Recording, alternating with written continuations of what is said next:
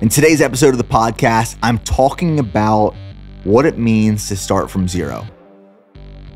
And the thought behind this episode stems from this Instagram post that I make every single year. I've done it the last couple of years. And it's these clips of me from 2012, 2013, where I'm fumbling over my words. I'm trying to articulate words and tell story and share information and create content. And it's when I was first getting started with my entrepreneurial journey. I was nervous. I was timid. I wasn't confident or comfortable talking to camera or trying to build my business. And if you look at those clips back then, compared to where I've grown into what I'm doing today, there is a huge difference, a large contrast. But the reality is that we all start from zero, and we all have the ability to grow and change and develop. But we get to choose that growth. But I want this episode to be a reminder that we all start from zero. All the athletes, celebrities, entrepreneurs, mentors, world leaders that you follow and potentially look up to, they all started from exactly where you're at, maybe right now, or where you were years ago when you were just getting started from zero.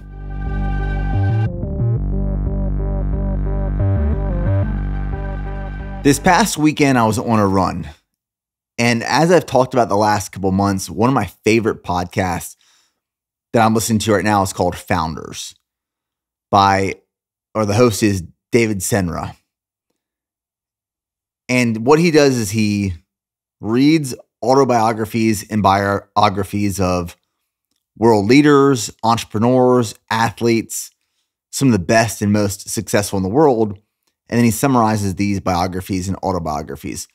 So the one specifically that I was listening to this past weekend on my morning run was all about the story of In-N-Out, the fast food burger, fry, and shake restaurant that some of you may have experienced in your lifetime, especially if you're from California. Being here in Texas, we actually have an In-N-Out that is 3 miles, maybe less, from where I'm currently sitting in our HQ. When I got to Texas in 2014, realizing that there was In-N-Out here, something I heard of my entire life, I was mind blown. And me and my brother, Preston, we had to try it, and we fell in love with In-N-Out. And after listening to this podcast, actually, this past weekend, I fell in love more with In-N-Out. The values, the story, the message of the brand, what they stand behind, and the way that In-N-Out has been grown and built and scaled over the years. But in that podcast episode, talking about the In-N-Out founder, he actually references a quote from an early Stripe employee, Stripe being the payment processor for a lot of e-commerce websites. And this Stripe employee's name was Richard Burton. And Richard Burton said, Stripe gave me a mental model for potential. An alien founder assembles a group of Jedi to start a cult and go on a mission together. Richard says that some of the most successful brands have this one thing. They have an alien founder that assembles a group of Jedi to start a cult and go on a mission together. Now, the way Richard Burton is talking about a cult, it's not a cult in the way that you might be thinking of, which may be this like rebellious religious group that brainwashes its people and tries to take over the world. This is different. The word cult, the term cult, being used in more of a positive sense than a negative connotation. And as I heard this quote reference in this podcast this weekend on this run, I have not been able to stop thinking about it. Some of the best and biggest brands in the world have been built on the foundation, not necessarily of all the experience and all the knowledge and all the skill, but because they have an alien founder that assembles a group of Jedi to start a cult and go on a mission together. One of the reasons this resonates so much and so well for me is because that is what BPN is. That's the way that I view Bare Performance Nutrition. I am the alien founder who assembled a group of people behind a mission with this cult-like feel. That's the way that I could best describe building my company, building BPN. And I think that's the way that some of the best brands in the world are truly built. And this is where people get it wrong. And this is the whole foundation of this podcast and what I want to talk about today. It's that we all start from zero. We all start with nothing. No skills, no life experience, no resources, no ability. We all start that way. But we have the opportunity. Some have more opportunities than others. Some have more resources than others. I'm not ignorant to that fact. But we all start from the same place. And we start from zero. But the people who go on to turn their life into something or build something and accomplish something, it's because they have a vision. And they take that vision and they apply action and they bring together sometimes a group of people to come alongside them and work towards that mission and vision in unison because of a shared belief.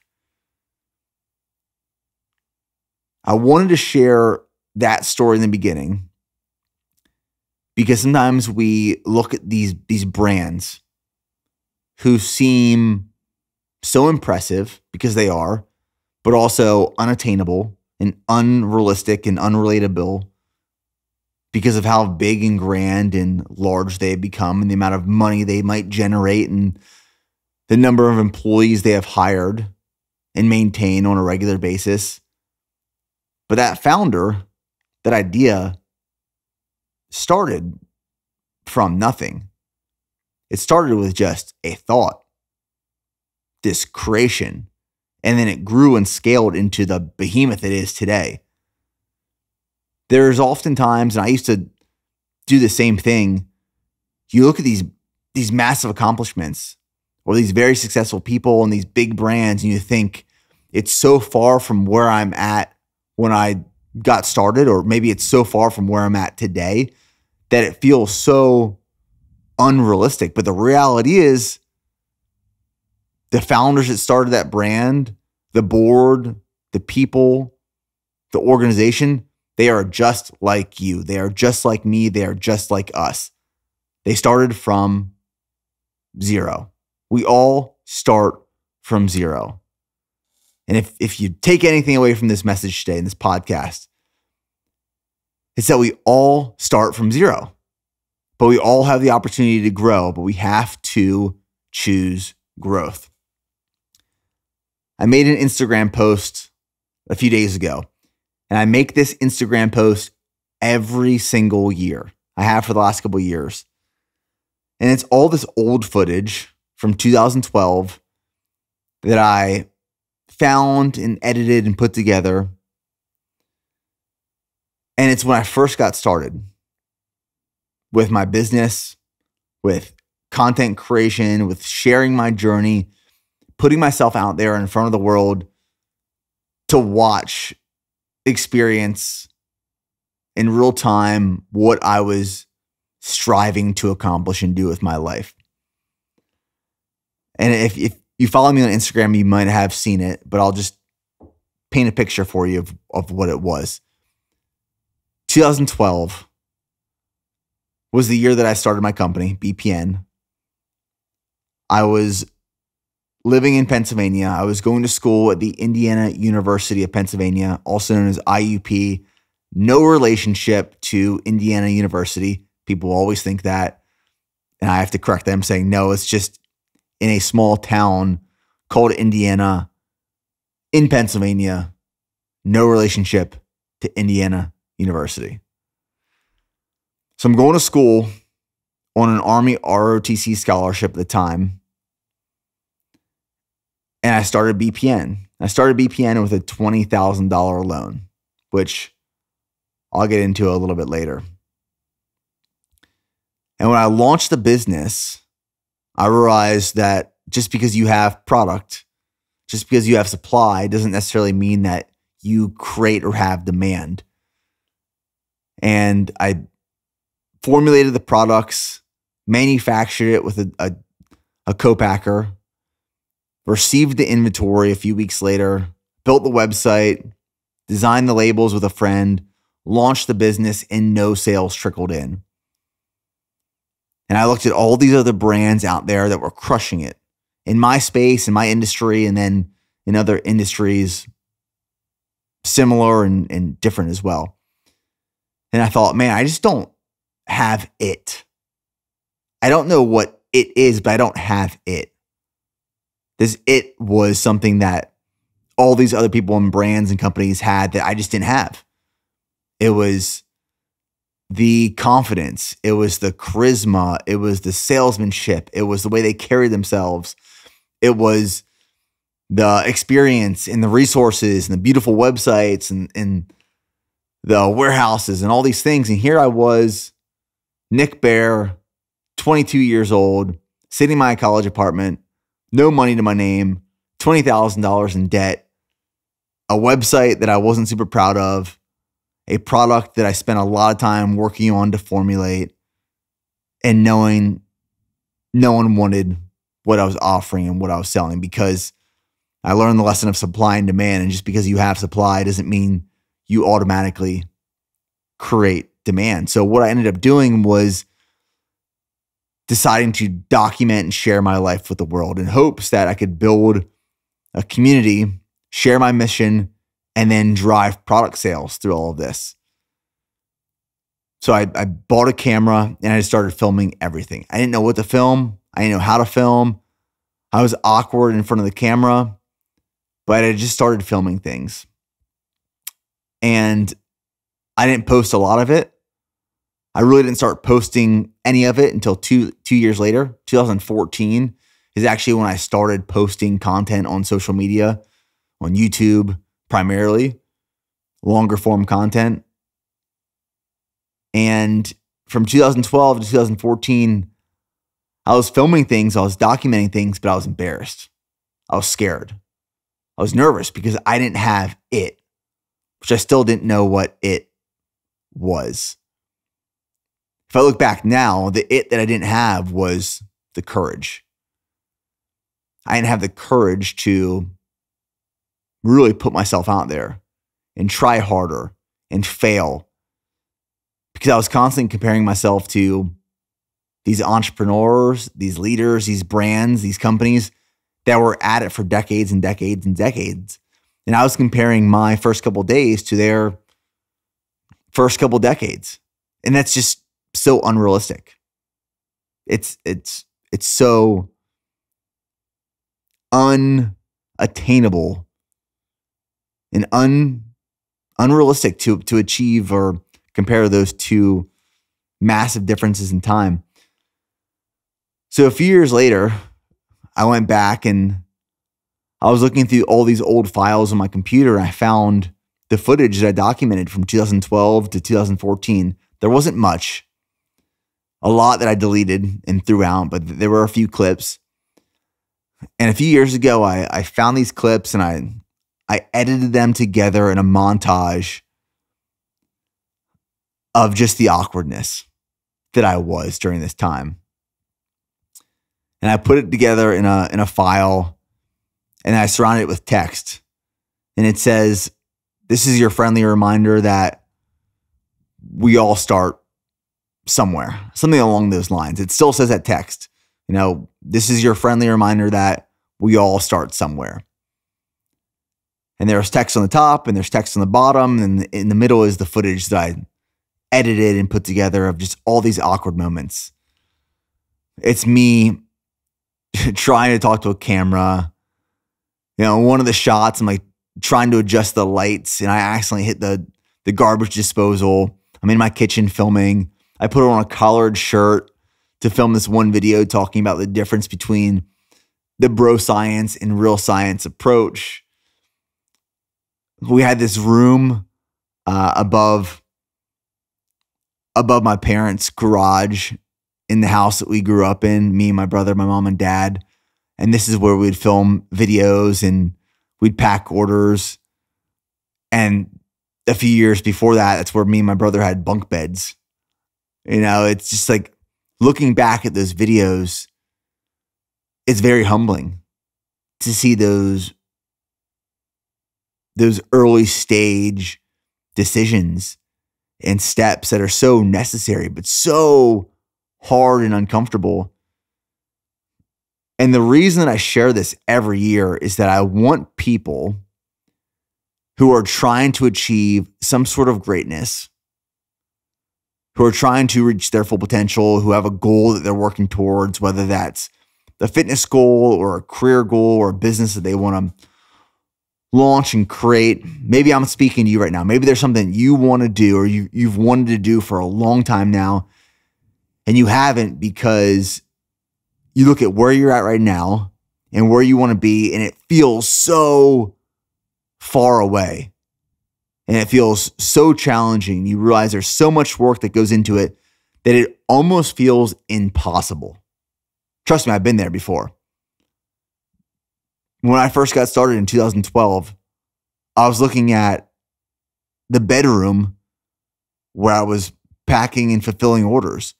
I looked at our website. I looked at our customer service. That was just me, you know, in this room that was probably 10 feet by 10 feet wide and long.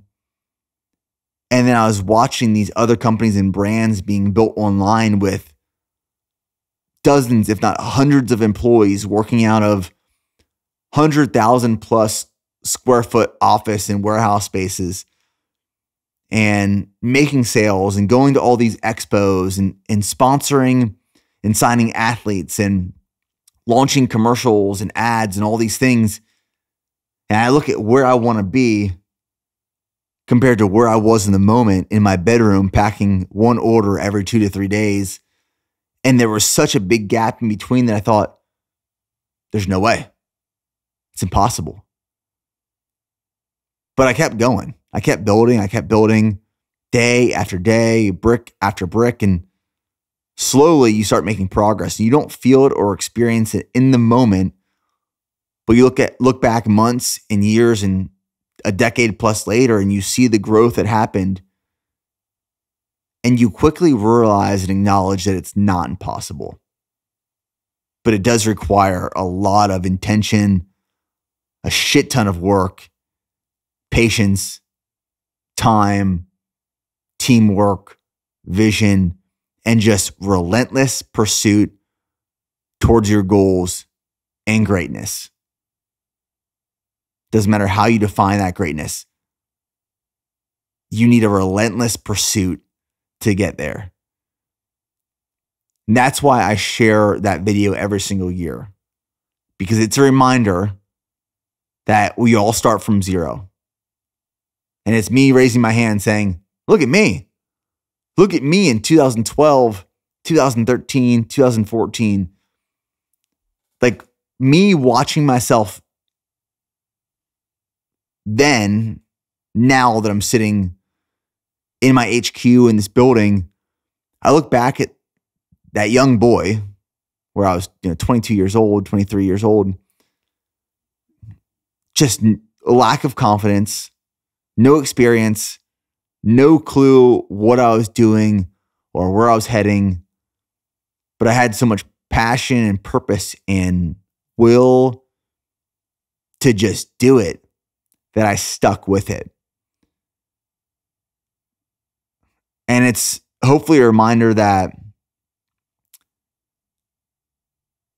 no matter where you're at right now in your journey, if you're just getting started, if you're a year in, 2 years in, 3 years in, 5 years in, 10 years in, however long it is, and you're not where you want to be yet, just remember and realize that we all start from zero, including you, including me, including everyone. Because I'm sure a lot of people watch my YouTube videos now or listen to the podcast. And I'm by no means the best speaker, or maybe not the best storyteller, but I believe I've made massive improvements in the way that I articulate my words and my vision and my thoughts and my ideas and stories. But I've only improved because I've wanted to grow. I've wanted to get better. You have to want to get better to get better. But I hope this empowers you in some way that you realize, okay, where I'm at right now, I'm just getting started. I'm starting from zero.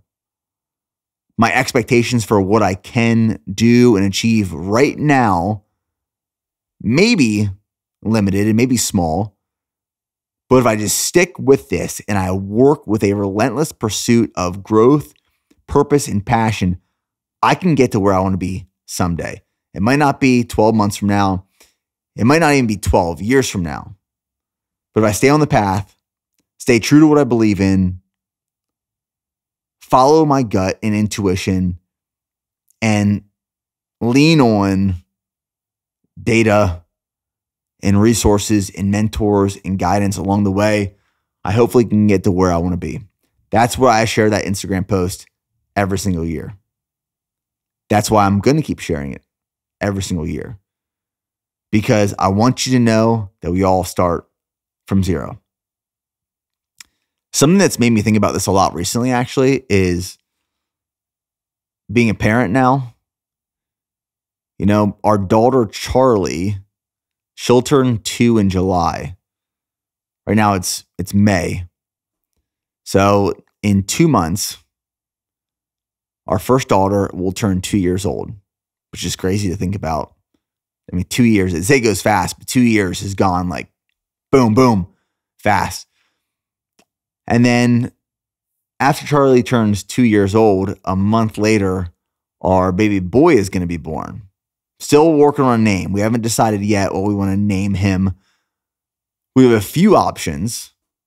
Steph is in favor of some. I'm in favor of some. So we're going to try to come to a mutual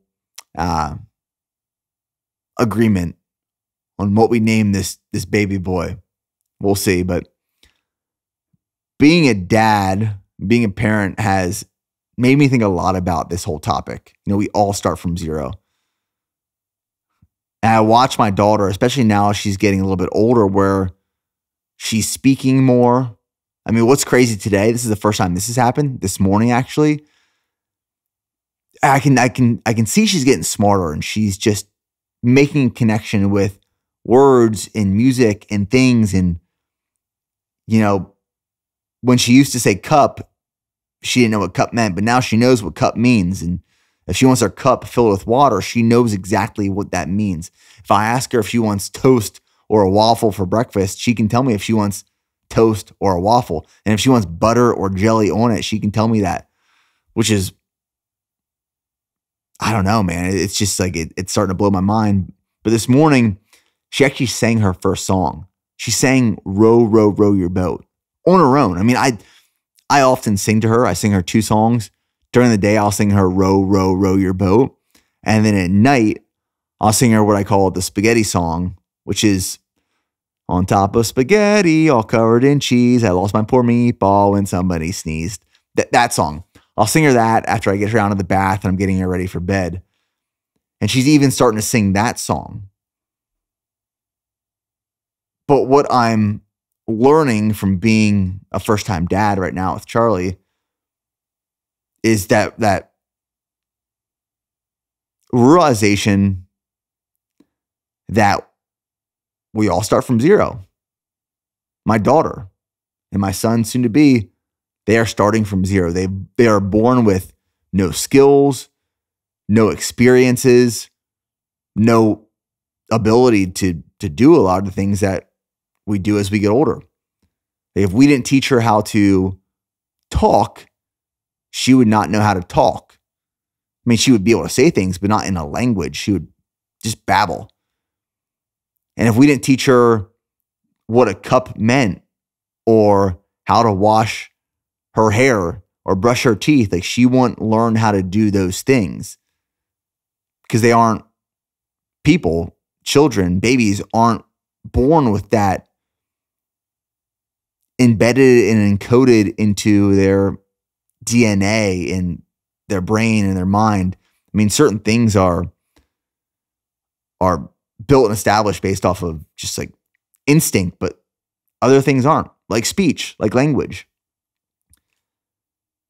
And I feel this huge responsibility. I've felt this huge responsibility to be a good dad even before Charlie was born, but now I feel this greater responsibility of helping guide my children into independent, capable, resourceful, polite, kind, empathetic, hardworking, generous, self-service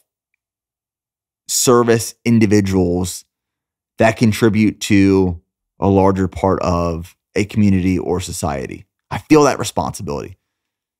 And you don't want to do these things for them so they don't learn how to do them for themselves, but you want to guide them in that direction.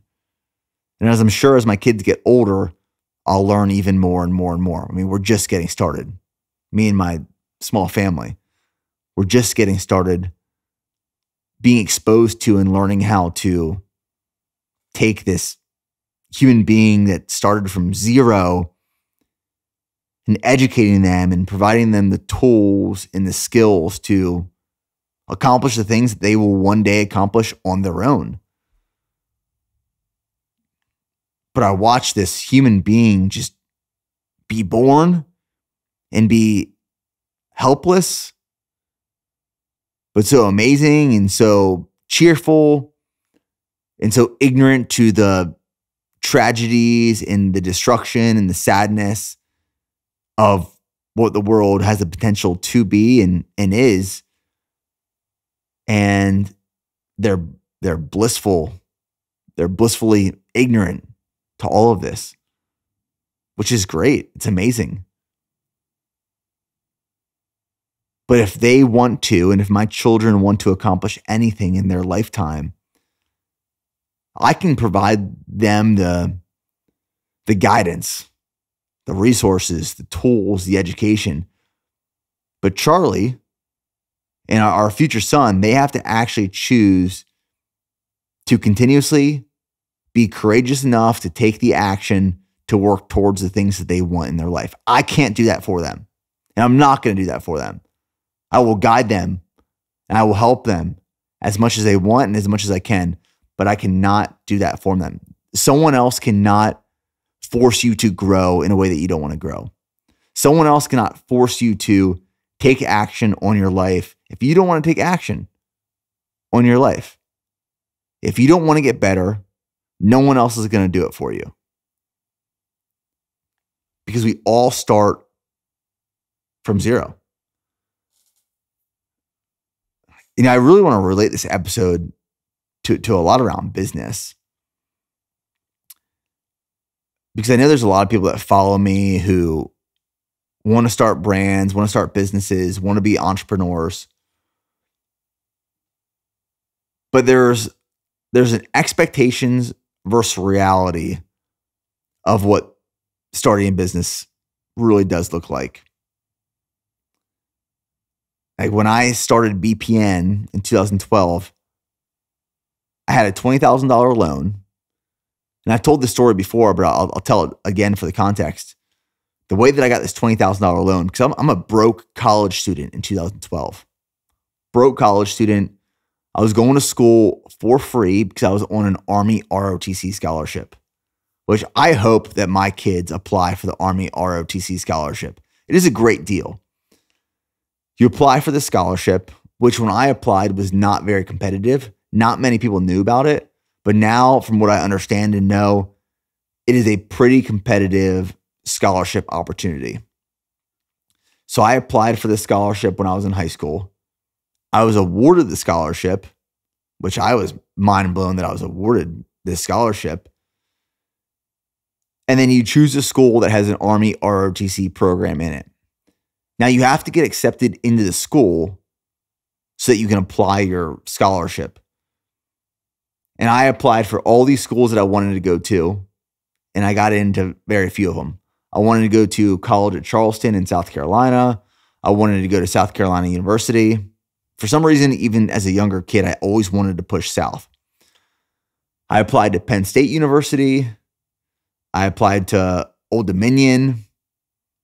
I applied to a handful of schools, and I got into none of them. So that's when I ended up applying to IUP, because I knew I could get into IUP, which I did. And they had and have a great Army ROTC program. And the Army ROTC program pays for, the Army ROTC scholarship pays for tuition, room and board, books, and you get a small monthly stipend. And then you have to join the military and serve afterwards. If you don't end up going into the military and serving, you have to pay back all of that money you took from the government.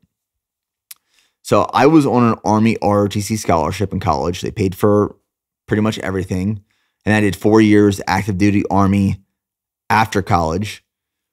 In between my junior and senior year of school, the Military Associated Bank, USAA, offered up to a $25,000 loan to Army ROTC cadets who are about to graduate, commission into the military, and have a full-time job. And it was a great opportunity. I mean, you could take out this money and buy an engagement ring, go on vacation, get a new car, do whatever you wanted with it, which a lot of my peers and friends did. They did all of those things. And then you didn't have to make your first payment for 18 months after graduating at a very low interest rate. I mean, just a stupid, cheap interest rate. But in order to take out this money, you had to have a plan. So you had to present this plan to your professor of military science to get approved. And if you wanted to buy a new car, it's like, here's the car I want. Here's what my monthly payment will be. So on and so forth. Approved. I plan on marrying this girl. We've been dating for X number of years. We're going to live together forever and ever and ever and build a family. I want to buy a $5,000 engagement ring, for example. Approved. Well, I saw this as my golden ticket. I thought, I got no money to my name right now, but I have this opportunity to take out up to a $25,000 loan. So what they made me do, my professor of military science and USAA, the bank, they made me write a business plan of how I was going to use this money to turn it into a business, which I did. I created a business plan, presented it to my professor of military science, got approved, not for the full $25,000, but for $20,000, found a manufacturer, placed my first production order for pre-workout, which was Flight. Flight is still our pre-workout. The formula over the years has evolved and changed, but the foundation of the product stays true. So that was the first product we launched in 2012. It is still one of our products today. Looks a little different, but same name, same foundational purpose and features and functions of that product. And I think back to that moment where I had to take this, or in order to take out this loan to start my business, I had to make a plan. Which, if you've listened to any of my content, you know that I'm a massive advocate of planning. I always say, if you fail to plan, you should plan to fail. But there is a caveat to that, where you can overplan. You can plan in a way that when you plan and you don't allow yourself to deviate from the plan, you actually can move in the wrong direction or miss opportunities to succeed and actually run yourself into failure. And sometimes you're not experienced enough. You don't have the background, you don't have the skills, you don't have the resources, you don't have the mentorship to actually create a strategic plan. And if I look back at where I was in 2012, with no experience in business, no experience in entrepreneurship, I didn't have any mentors. My family weren't business owners or entrepreneurs, and I didn't have any mentors. So I'm able to take out this $20,000 loan, but I had to create a plan, and I was creating a plan that was pretty much just bullshit. I just thought of these things, referenced other business plans online, put mine together. And after I submitted this business plan, I'm pretty sure I just threw it out. I don't remember what was on it or what it said or how I planned to go from $0 to $1 million in revenue in this plan, but I had a plan. And if I think back to this plan, it's pretty much what I learned when I was in college. It's like you reference other work, you put this thing together, you make it look all pretty, and it presents well, but it has very little meaning, value, intention, thought behind it. That's what college was for me, if I'm being honest. And I didn't look back at that plan since. I would honestly love to see what it said now, because I'm sure it's hilarious. But as I was listening to another one of the Founders episode podcasts, this one was with Herb Kelleher, who's the founder of Southwest Airlines. Something I learned about Southwest Airlines, actually, they have been the longest standing, most profitable airline in history. And I believe they are still profitable. It's been like 40 plus years of straight profitability, which is very rare for an airline business. But he talks about in his book and in the Founders episode, they reference this quote. He talks about planning and how he thinks a lot of planning is BS. He says that reality is chaotic. Planning is order and logical. The two don't square well with one another. The meticulous nitpicking that goes on with most strategic planning processes creates a mental straitjacket that becomes disabling in an industry where things change radically from one thing to the next. We do have a plan. It's called doing things. We do have a plan. It's called doing things. That's the way that I view a plan. We all start from zero. And it's easy to think that step one is to create a plan. But planning in the beginning, when you're starting from zero, is really hard because you don't know what to plan for. You don't know how to plan. You don't know what to consider and what not to consider. You don't know if you should go left or right or front or back. In the beginning, you just have to get started. And that's what I did. In the beginning, I didn't have much of a plan. I had a vision. I had a North Star. I didn't have a plan. I just did. I was just doing. I would wake up every single day, work towards my North Star and worked towards my vision and just did what I had to do. I was blocking and tackling issues and problems and creating solutions and finding just different ways to do one thing and different strategies to apply and to test. I think that's what's so hard for so many people when they're first getting started, is that the expectations is that, oh, you want to go do this great big thing with your life. You have this massive goal, this business you want to start, this career you want to develop. Well, what's your plan? And you ask someone who is just starting from zero, who is just getting started, what's your plan? And they sit there and they think, well, shit, I don't have a plan. So I must not have it. Well, what's it? I don't know, but that guy's got it and he's got a plan. Yeah, but that guy's been at it for 20, 30 years. He has a lot of context and experience to build a plan off of. In the beginning, you just have to get started. Well, where do you get started? Just get started. Just start doing things, trying things, experimenting, testing. If it works, do more of it. If it doesn't, do less of it. In the beginning, it's just taking steps forward. And while you're taking steps forward, sometimes it's going to feel like you're walking sideways or backwards because you probably actually are. But you have to take those steps, because if you don't take a step in any direction, there's no way you're ever going to take a step forward. That step has to be the first thing. You don't always have to have a plan in the beginning. You don't. Sometimes the plan is just to do. Just get started. Because if you're starting at 0, you can't go to -1. You can't go to -2. You can't go to -3. When you're at 0, you're on the ground. You're on the floor. There's no backwards. There's only upwards. And the only way you go upwards is by taking a step. I want to paint you a picture of what the beginning looked like for me.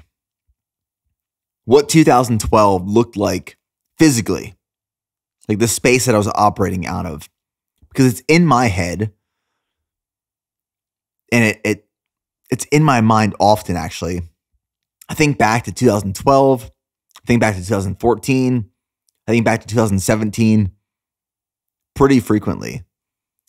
Especially, right now, we're operating out of about 50,000 square feet of warehouse and office space and creative space. We're planning for our next future HQ right now, which is set to be about 80,000 square feet. And sometimes people see this building who are just getting started in their entrepreneurial journey. And there's two reactions. Maybe there's three reactions. One, there's a person that sees it that is like, holy crap, like, look what you guys built. They're impressed. The second is they see what we built and where we're at compared to where they're at right now. And they think, man, I just don't have it. I don't have this. I don't have 50,000 square feet. I don't have employees. I don't have sales. That's okay. We all start from 0. And the third person is someone who sees it and just isn't impressed. And it's just a warehouse and walls and product. And that's okay. That's definitely okay. But like me, for example, I will drive around in business parks and drive through empty warehouse spaces, and I get excited about that. I get super excited about commercial real estate in business parks and warehouses, because what I see is opportunity. What I see is, some young 20, 21, 22-year-old kid right now who's building something in his bedroom that one day may occupy a 500,000 square foot warehouse and office space. That's a dream. It's an achievable dream. It really is. But in 2012, I first started working out of this room, like I was previously talking about, above my parents' garage. So we moved into a new house when I was about 5 years old in central Pennsylvania in this town called Palmyra. Our backyard was a farmer's field. It was actually my best friend growing up, Joel Smith, his farm, his family farm.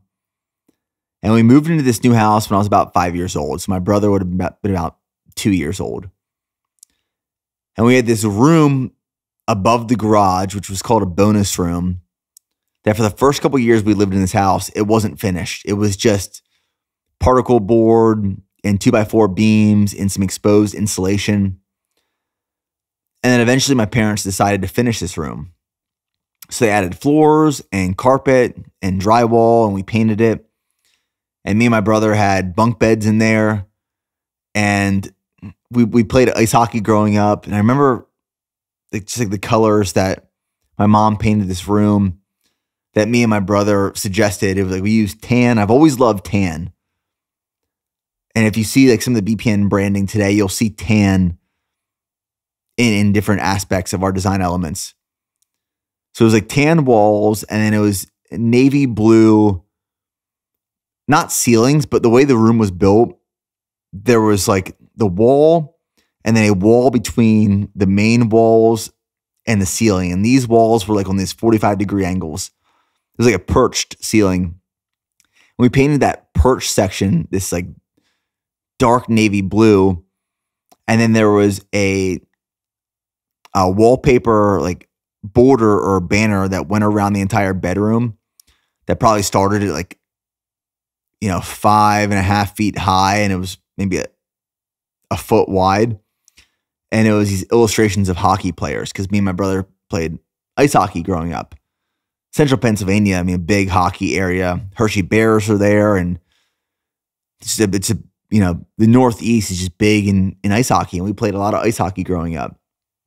So we had this bonus room that my parents finished out, that me and my brother had bunk beds in for a few years. And then we eventually moved into our own rooms. And this room just became like our computer room and storage. And we used to play these things called little sticks, like these small like hockey nets. And you play on your knees in these small little plastic hockey sticks. And you'd use like a tennis ball and you'd play hockey in there. And it'd get super aggressive. And we'd throw each other through balls pretty much. But this was like our little sticks arena. The room was just positioned. It was very narrow and long. So it was perfect for like a hockey arena, small hockey arena. And we played little sticks in there. And then when I launched the business in 2012, I remember sitting in my parents' kitchen and filling out the information online to submit my registration for the LLC, Bear Performance Nutrition LLC, with the state of Pennsylvania. I remember where I was sitting. I remember what my laptop looked like. It was like this huge, huge laptop I had for college. And I remember filling out the registration there and then submitting the purchase order for my first round of pre-workout with a manufacturer that I sourced. Because at the time, I was obsessed with the supplement industry. I was actually mixing up my own pre-workout in my dorm room because I'd buy ingredients in bulk. I'd mix them up in my room. I'd package them up in baggies and I'd sell them to friends, peers, people who were like in the dorm room with me and who lived next to my apartment for the first couple of years of college. So if you walked into my bedroom when I was in college in those early years, you'd see a food scale in my bedroom. I'd have all these different bags of white powder sitting around, which were raw materials like caffeine, beta-alanine, citrulline malate, creatine, betaine anhydrous, tyrosine. And then I'd put them in baggies. I'd weigh out the ingredients, put it in baggies, and then sell it to people. And I was making pre-workout when I was in college. It looked like I was a drug dealer. If a cop walked into my room in college and saw a scale, white powders, and baggies everywhere, they'd think I was dealing cocaine or some sort of illegal substance. But those were my early college days. And that ended up evolving into just having the courage to take out this loan and launch this company.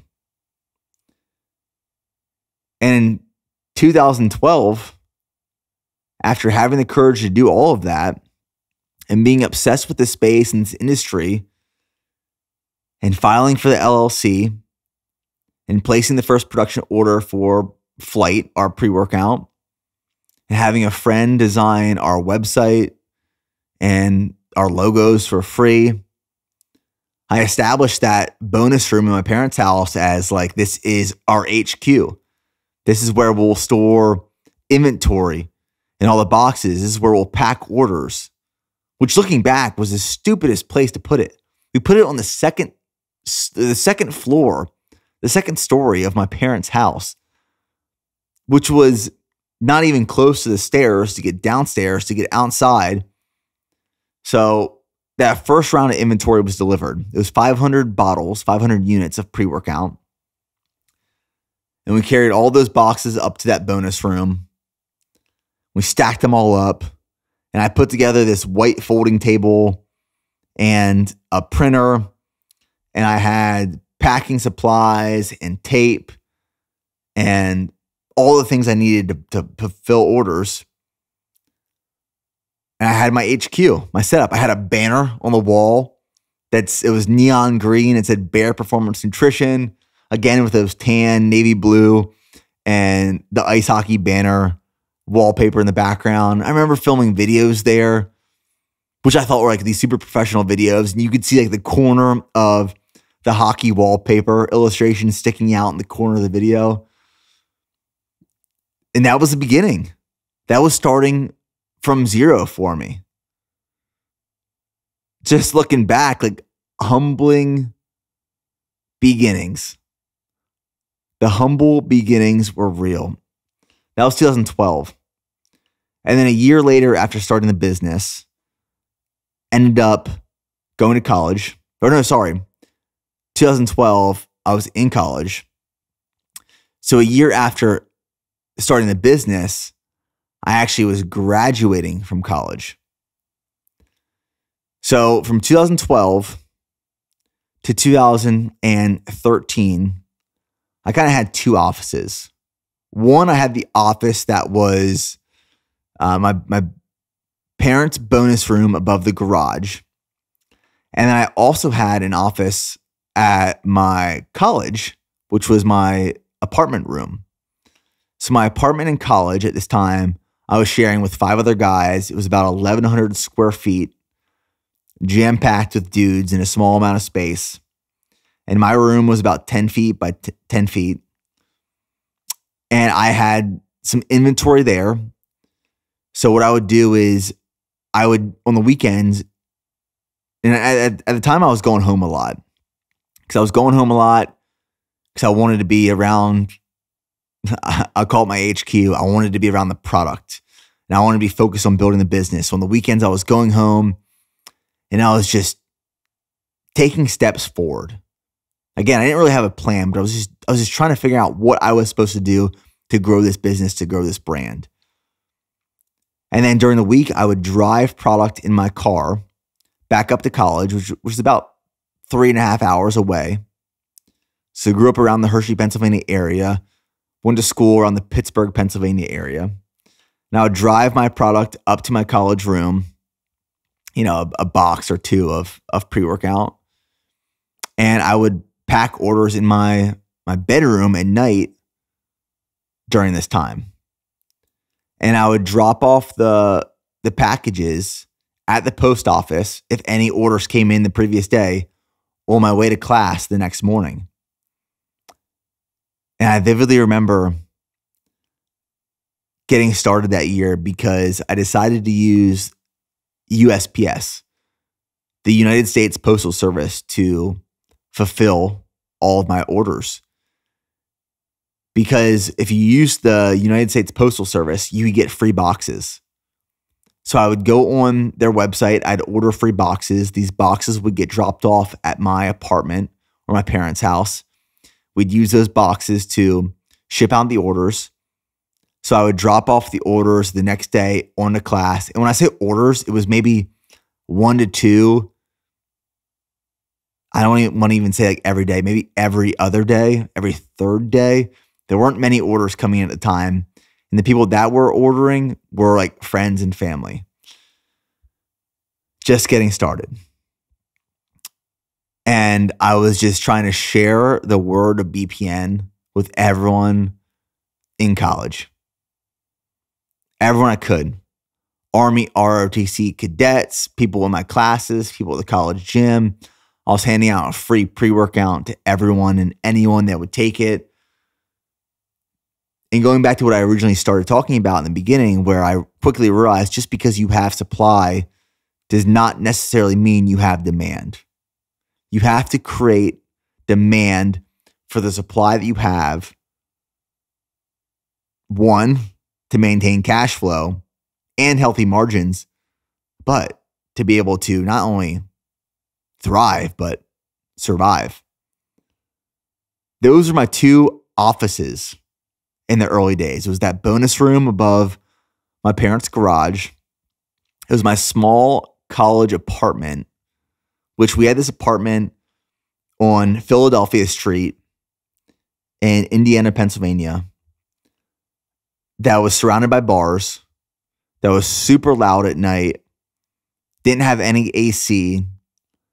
Like I said, 5 guys. It was disgusting. It was dirty. It was a mess. But it's where we launched. It's where I launched the business. Like, I remember what my desk looked like and where my bed was. And I remember sitting at my desk. Like, I can remember to this day, 2012, like it was yesterday. I remember sitting at my desk in my apartment at IUP, and the guy who was designing our website for free was sending me over like screenshots to review and look at. And it was the first website we launched, the first logos we used. The whole website was all black. And there was a lot of neon green.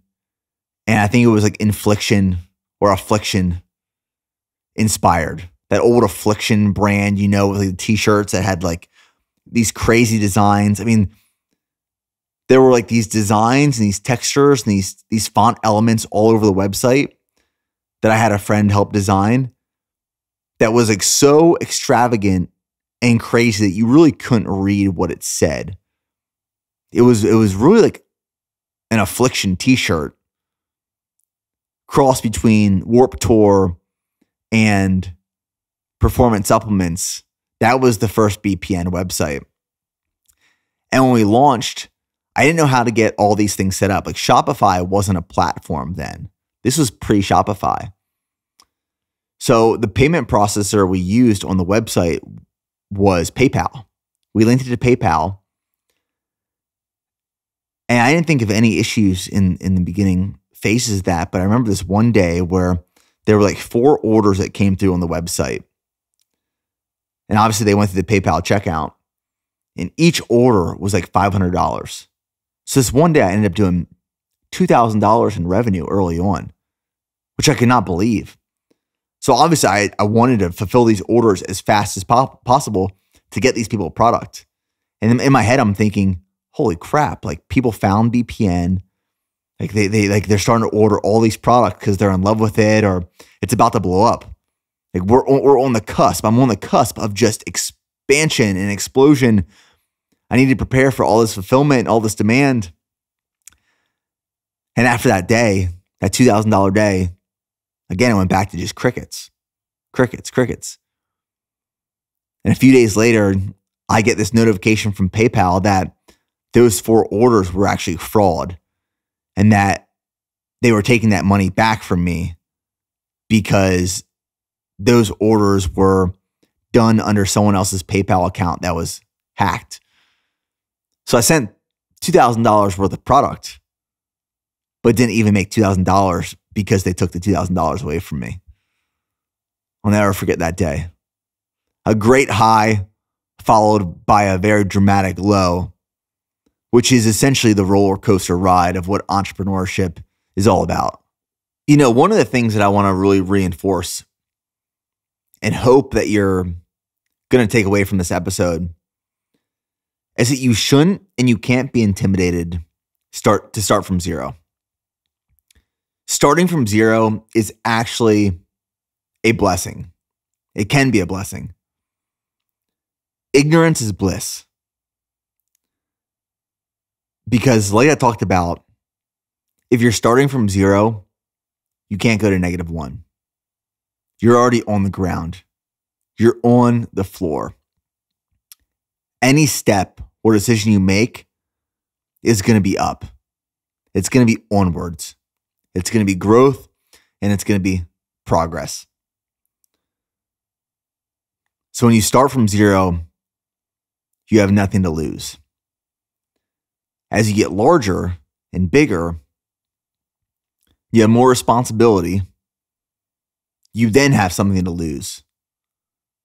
But in the beginning, when you're starting from zero, that's the best time to fail. That's the best time to make the mistakes. And that's the best time to just take steps to figure out what works and what doesn't. And it builds character. That step, that's courage. I had Jimmy DeSico on the podcast, I guess it was a few years ago now. Him and his brothers are the founders of Super Coffee, which is actually based out of Austin, Texas here now. And one of the things that we talked a lot about was learning how to manage stress and chaos. And I don't think the journey ever gets easier. It doesn't. It only gets more challenging. The journey of building something, whether that's a family, the life that you want, a career, a business, anything, the larger that goal becomes and the longer you do it, it never gets easier. It's only going to get harder. But you get better at managing chaos. You get better, more efficient at managing the stress. So the things that you are experiencing when you start from zero, day one, the chaos, the stress, the emotions, it might feel like the end of the world. And most times the reality is that it's not. And in 1, 3, 5 years, you might experience that same issue, that same concern, that same problem. And it's just something that goes in one ear and out the other. You don't even think about it because you become so efficient at just managing chaos and stress. And then 5, 10, 15, 20 years later, the things that you have become adaptable and resilient to manage and handle is so much more significant than you ever thought you could have managed or handled, because you grew, because of the relative nature of what is hard. And that comes with adaptability. That becomes with the resilience and the exposure and repetition of just this stimulus that is chaos, that is stress. That is, in my opinion, what working towards your goals and dreams is all about. It's a lot of stress management. It's a lot of fatigue management. There's a quote that I want to reference here, because when I first got started, I vividly remember there were a lot of people who didn't understand what I was doing, why I was doing it, and how I was going to do it. And I was talking to someone earlier this week about this, where they have this thing they're working towards and they believe in it fully, 100%. They have passion. They have purpose behind it. There's a want, there's a desire, there's a will, there's an ability, there's a belief. And as we talked about in the last couple episodes, belief comes before ability. But everyone else in their life is anti what they are working towards. Not because it has all these negative consequences or that it's morally or ethically incorrect, but because they don't believe that they can achieve it. When I first got started, and I was starting from zero, there were a lot of people who, one, told me it couldn't be done, but two, lowered the ceiling or tried lowering my ceiling of expectations of what I could accomplish, because they thought they were doing me a favor and saving me the disappointment that I was going to experience when I didn't achieve it or didn't do it. And Theodore Roosevelt says, "It is not the critic who counts, not the man who points out how the strong man stumbles or the doer of deeds could have done them better. The credit belongs to the man who is actually in the arena." The credit belongs to the man who is actually in the arena, whose face is marred by dust and sweat and blood, who strives, who errs, who comes short again and again, because there is no effort without error and no shortcoming. But who does actually strive to do the deeds?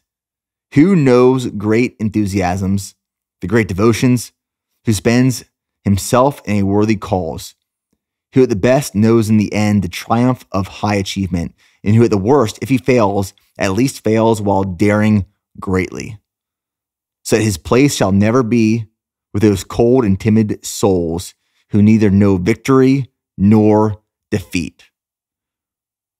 Theodore Roosevelt. The credit belongs to the man who is actually in the arena.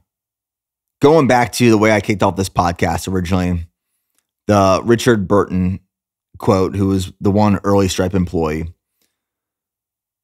where he said, "Stripe gave me a mental model for potential. An alien founder assembles a group of Jedi to start a cult and go on a mission together." As I talked about in the beginning of this episode, I haven't been able to shake that quote. There's a lot of meaning. For me, there's a lot of relatability behind that quote. And I think in order to build something great, especially, as we're talking about business and entrepreneurship, you first have to create a great product that is backed by a strong brand and mission. And if you do that, you will attract the right people.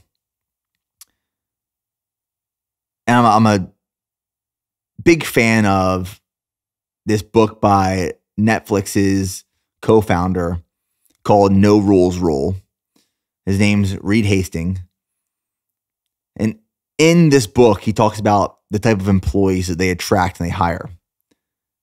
And he said they are big-hearted champions who pick up the trash. Big-hearted, kind, empathetic, warm. Champions want to win. Pick up the trash. Self-responsibility. They're not above and beyond doing basic skill level 1 stuff or just taking care of their workspace and themselves. Self-responsibility. Self-ownership. Big-hearted champions who pick up the trash. And what I was thinking about as I was thinking on this topic right here, you first create a great product that is backed by a strong brand and mission, and then you attract the right people. And you give these people the opportunity and the space to grow. I share this with our brand team today because every week, each department has one big meeting. We don't do a lot of meetings, but we do one big meeting per department. We call them our weekly L10. And that's based off of the foundation of EOS, which is the Entrepreneurial Operating System that we implemented into our business a few years ago. And we don't fully still incorporate all things EOS, but we still incorporate some of the pieces and structure of what EOS was all about. But one of the things that the Entrepreneurial Operating System encourages is the way you set up and host meetings. And we still do that. And we had our leadership L10 this morning. And then right before I recorded this podcast, we had our brand L10. And each meeting is about 90 minutes long. And we discuss any headlines. So things we need to talk about in terms of people, vendors, suppliers, partners. And then we discuss issues.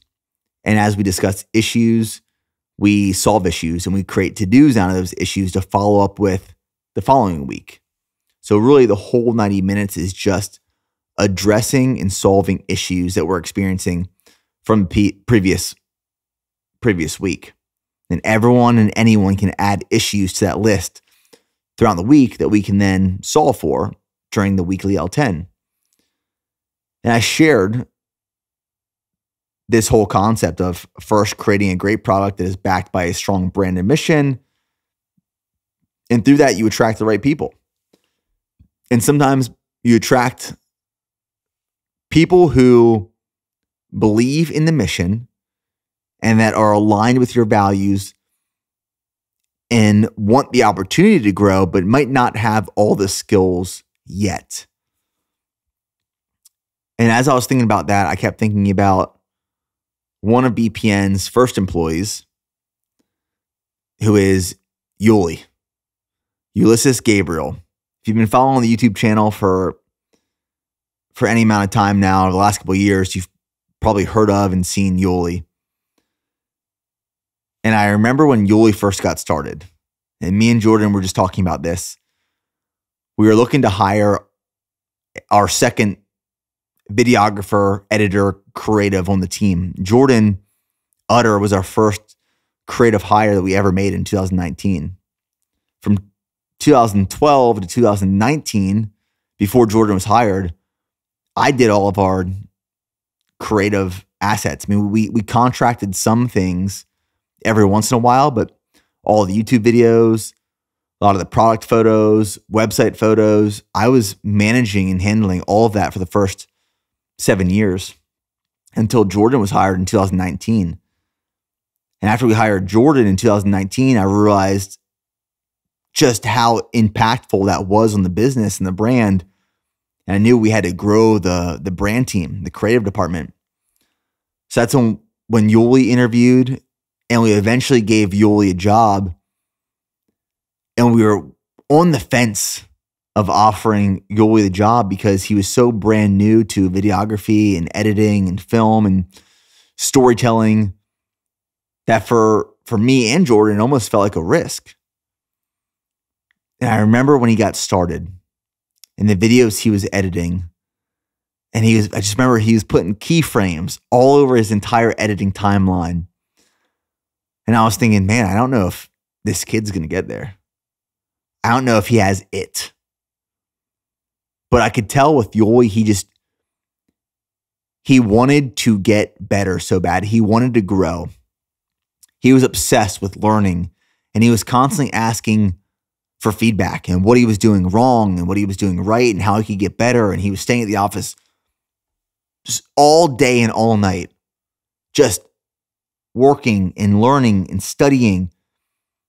And I saw Yuli develop so fast, so well over the course of 2 to 3 years that he is now, in my opinion, one of the best filmmakers, editors, storytellers that I've ever worked with. I mean, just incredible growth and progress. And I watched Yuli start from zero, or at least close to zero. And in his first couple months of filming and editing and just getting started, and seeing where he has gone over these last couple of years has been absolutely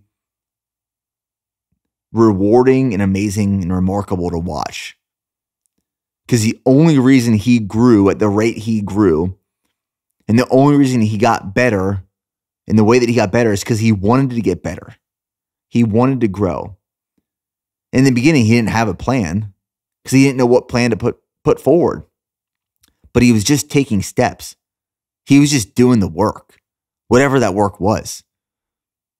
And seeing him grow and develop has been amazing to watch, but I've seen the same thing happen to so many other people in this building on the BPN team. I've seen people come in with no experience, no skills, no mentorship, no guidance, but they wanted to grow so badly, and they want to grow, they want to develop, and they want to get better, and they want the feedback.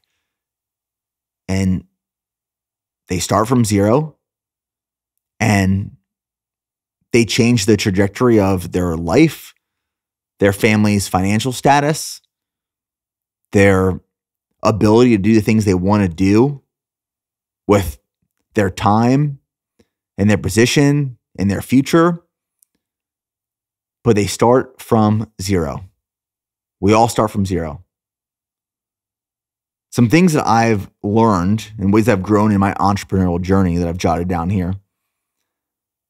After starting from zero, just with consistency and time and work and a will and desire to grow and get better, I've grown in my ability to become resilient and adaptable, to appreciate delayed gratification, the utmost respect for compounding consistency, seeing the big picture, perspective.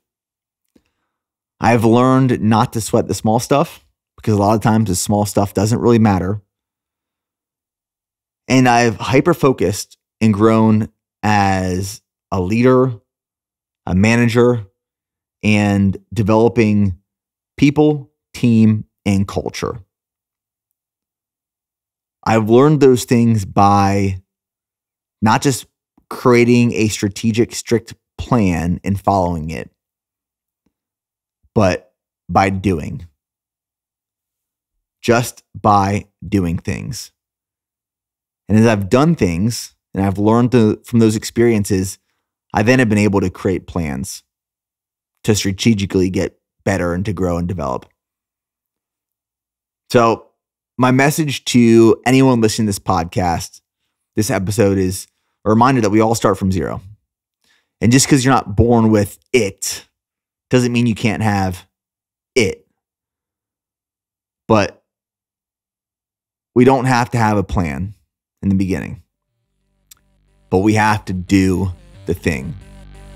Just do it. Just get started. We all start from zero.